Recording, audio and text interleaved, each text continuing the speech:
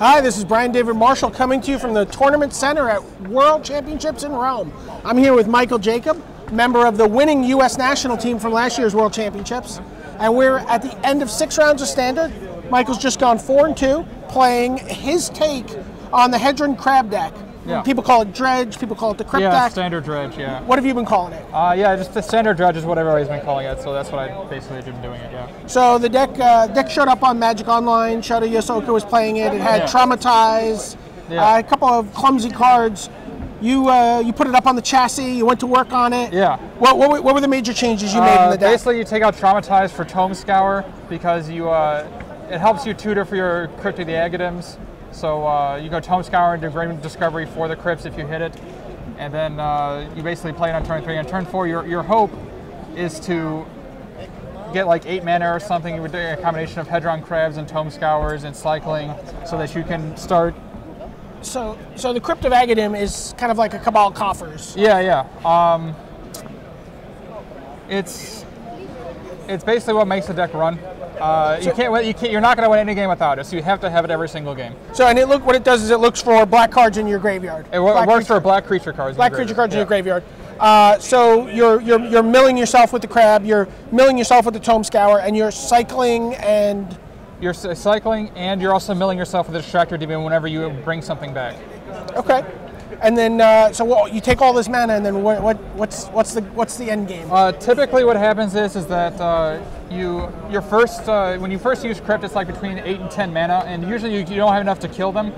So, like you can if you have 2 Extractor Demons and 3 Sedraxis Specters, but that's pretty uncommon. What you normally do is that you bring back like a Rotting Rat and another Rotting Rat, and then you use Sedraxis Specter, and you make them discard their hand, and then with an Extractor Demon, and then when Extractor Demon at the end of the turn, all your cards that got unearthed, you get to mill yourself for 2 more for each one of them. And then from the gas you get from that, the next turn is when you do the final hit. So it's kind of like a 2-stage Yeah, it's definitely 2 stages, yeah. And you get multiple Extractor Demons in play. You can also hit your opponent from almost anywhere milling, right? Yeah, absolutely. Against several decks, like if they have like Wall Denials and Baneslayers, or if they're a mono-green Eldrazi Monument Nissa deck, sometimes they have too many blockers or they gain too much life so you can't kill them. So what you have to do then is you have to put multiple Extractor Demons into play and then unearth everything that you can. And at the end of the turn, if say you have 3 Extractor Demons, everything that you unearth does 6. You mill them for 6, you mill them for 6, you do it over and over, and it really only takes 3 Extractor Demons, like 5 or 6 unearths to get there. And it's actually pretty easy against mono green because they don't have any disruption for you. So. I've seen a lot of people working on ways to modify this deck.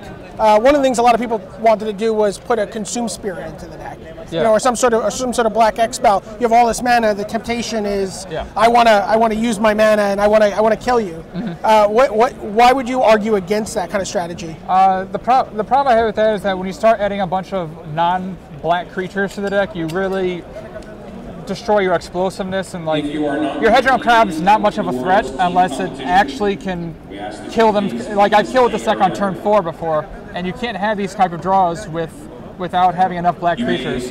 That's why I have 1 Potter and 3 Carabids, because I had 3 Potters at one point and not as many Carabids, but I needed just more black creatures to be able to get there. Right, you were taking a little grief from Jerry Thompson earlier about the Ponder. Yeah, it's definitely tested. I tried up and down, and it's the right number. And another thing that I have in this deck that other people have Leviathan in the deck and Corpse Connoisseur, and I played with it, and it wasn't fast enough, because you want this to be a turn 5 kill deck, and those are cards that do not help you with your turn 5 kill. And Fatestitcher is a ritual because you have 2 lands and you tap your Crypt of the Agadeem, and then you unearth Fatestitcher with your islands you have left, and then you tap the Crypt of the Agadeem again, so you usually get like 16 to 20 mana, and then you can unearth everything you have and get them. So Sedraxis Specter is another card that I haven't seen in a lot of these decks. Yeah, so Sedraxis Specter is what really sets this deck apart from all the other ones. Not only does, I play 4 Scalding Tarns in the mountain, so it's not inconceivable to just hardcast it on turn 3. It's also some other synergy is that when you have the mountain, you can Scalding Tarn from the mountain and cycle the Carabid if you're looking for some black mana. But it's also a big part of your plan on games 2 and 3, because people board in like these relics or these Jun Charms, or they board in like these cards, and they board out their removal because removal is very bad against you. So when you play turn 3 Sedraxis Specter post sideboard, they really can't kill it, and it really helps with your plan B. Okay, well, let's talk a little bit about your sideboard. Okay. There's a couple cards that I think are, people are going to be used to seeing. Something like a Deathmark. Seems like a staple sideboard card. Yep. I think we can figure out what those are for. Yeah, you were talking about the Kederekt Leviathans earlier. Yeah, against decks that you need to mill them, the Leviathans are terrific because your Extractor Demons will count all their creatures as well as yours for the Extractor Demons, so you just hit them for all of them. Blister Beetle might be a little surprising for some people. Yeah. What is this card here for? Blister Beetle is for the red-white, the Boros matchup. They have Step Links and Elite Vanguard and Plated Geopede and Goblin Bushwhacker. And all those cards are... Blister Beetle is the perfect answer to all those cards. Because it's a black creature that keeps you a high black creature count. And it's basically a 2-for-1 a lot of the times. Or it's like, kill a creature, gain 5 life. So it's perfect. All right. Spreading Seas.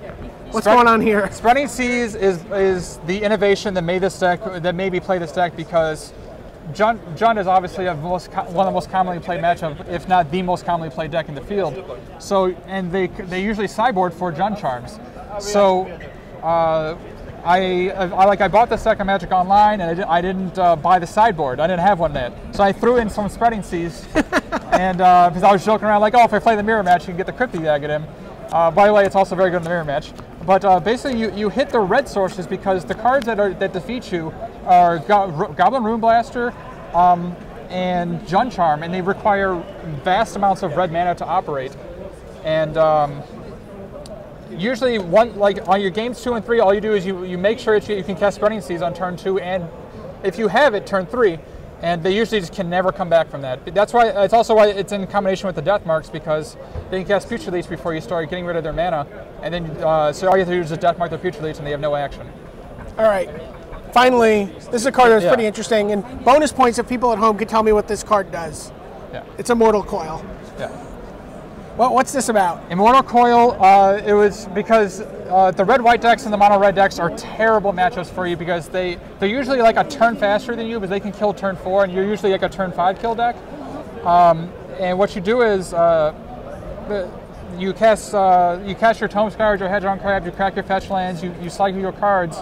They usually get you between like 2 and 5 life on turn 4 because you can chump block or do whatever you can, and then you cast Immortal Coil. And when you cast Immortal Coil, you usually have between 12 and 16 cards in your graveyard. So it's like gaining that much life, and they usually can't kill you. And from there, it's pretty easy to Tome Scour turns into gain 6 life, draw 2 to 3 cards, and add 2 black to your mana pool. And and you start cracking fetch lands, and you start gaining life instead of losing life. And because this doesn't prevent life loss, it just prevents damage. And it also has some other things because if you think you're going to lose to Baneslayer Angel, because the life gains are very relevant, because you can't do a ton of damage with this deck, this prevents the life link from Baneslayer Angel, and you just remove 5 cards in your graveyard and they don't gain the life. Yeah, it's so perfect because it answers all the problems against the random green aggro decks, so the decks that don't have ways to remove your graveyard. Well, it's very exciting. I'm certainly excited to go on Magic Online and play this deck. Absolutely. Bust out my Immortal Coils. Try it out at home.